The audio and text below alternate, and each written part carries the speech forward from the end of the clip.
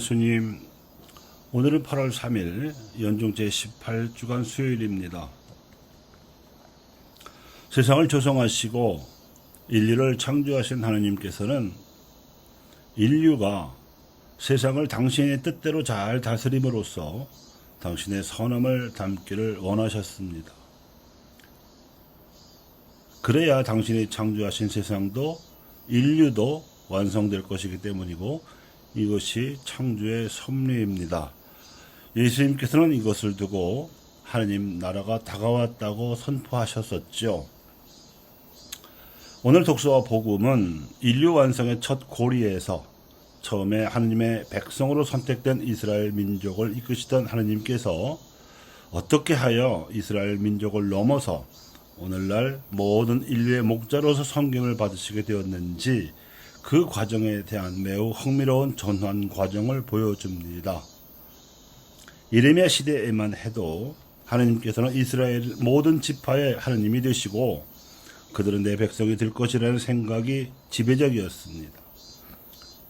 워낙 이스라엘 백성의 영적 병리 상태가 심각했고 이들을 돌보아야 할 이스라엘 목자들의 직무유기 정도가 또한 심각했기 때문에 예레미야는 백성들에게는 일어나 시온으로 올라가 주 하나님께 나아가자 하는 말씀으로 희망을 주어 격려하고 목자들에게는 주님 당신 백성과 이스라엘의 남은 자들을 구원하소서 하는 기도로 사명감을 불어넣어 주어 격려하는 일이 급했습니다. 그리하여 하나님 백성을 찾아오신 예수님께서도 목자로서 이스라엘 지방의 길 잃은 양들을 찾아 복음을 전하시는데 전념하셨습니다. 갈릴레아 지방에 소외된 이들을 찾아다니시는 일만 해도 벅차서 갈릴레아 지방 이외의 유다 지방과 사마리아 지방에는 12제자를 파견하셔야 했고 나중에는 72제자까지 불러 모아서 파견하셔야 했을 정도였습니다. 그런데 이스라엘 안에서 복음이 어느 정도 선포되었다고 여기실 즈음에 예수님께서는 의도적으로 이방인들이 살고 있는 티로와 시돈 지방으로 나아가셨습니다. 이방인 선교의 첫 시도였습니다. 유다인이면서도 혼혈이라는 이유로 이방인 취급을 받던 사마리아인들을 만나러 가셨다가 야곱의 우물가에서 한 여인을 만나신 일도 같은 마음의 발로이셨습니다. 그런데 그 고장에서 만난 가나안 부인은 뜻밖에도 이스라엘 땅에서 만났던 어느 유다인 못지않은 믿음을 지니고 찾아왔습니다. 다윗의 자손이신 주님, 저에게 자비를 베풀어 주십시오. 제 딸이 호되게 마귀가 들었습니다. 서로 얼굴을 맞대고 있는 상황이니까 조용한 목소리로 말해도 될 것을 소리를 지르면서 청혼을 하고 나선 것입니다. 그만큼 처지가 절박했었기 때문이겠지요. 그런 이방인 부인에게까지 예수님의 명성이 퍼져나간 결과이기도 했겠습니다. 그러나 이방인 지역에서 당신을 다윗의 자손, 즉 메시아로 고백하는 뜻밖의 신앙인을 만나신 예수님께서는 아마도 제자들에게 무언가 일깨워주시려는 듯 짐짓 모른 척 하셨습니다.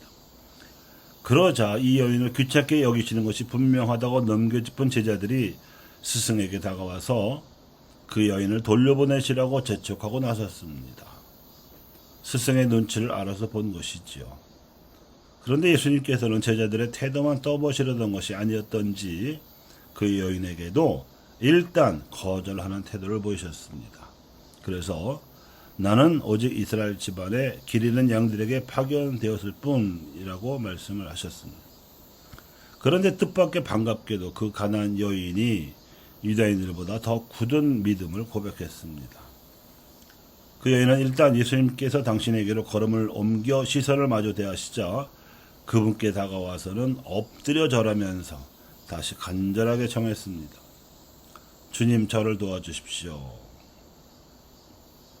그래도 예수님은 자녀들의 빵을 집어 강아지들에게 던져주는 것은 좋지 않다고 말씀하시면서 요지부동이셨습니다. 예수님을 설득시킬 수 있었던 그 여인의 말은 그 다음에 나왔습니다. 주님, 그렇습니다. 그러나 강아지들도 주인의 상에서 떨어지는 부스러기는 먹습니다 하며 천연덕스럽게 예수님을 밀어붙였습니다. 자존심도 한껏 굽히고 정성스럽게 청혼하는 그 여인의 태도에 감복하신 예수님께서 드디어 양보하셨습니다. 아, 여인아, 네 믿음이 참으로 크구나. 네가 바라는 대로 될 것이다. 앞뒤 정황을 살펴서 예수님의 속내를 미루어 짐작해 보자면 그분은 의도적으로 이방인들이 사는 지역에 들어가셨고 거기서 이방 여인을 만나셨으므로 당연히 믿음이 없거나 마귀들인 태도로 나올 것처럼 예상할 수 있었는데 의외로 믿음이 강한 사람임이 입증되자 효과를 극대화시키는 방식으로 예수님께서는 그 여인의 마귀 들린 딸을 고쳐주셨습니다. 말씀 한마디로 마귀를 쫓아내는 기적을 행하신 것입니다. 이것이 예수님의 공생활에 있어서 이방인 선교의 시작이었습니다. 이렇게 하여 이스라엘 민족의 혈통 범위 안에서 이루어지던 목자의 길은 민족을 넘어서 보편화되기에 이르렀습니다. 제자들을 장차 이방인에게도 복음을 전하는 사도로 양성시키기 위한 예수님의 작전이었던 듯 보입니다.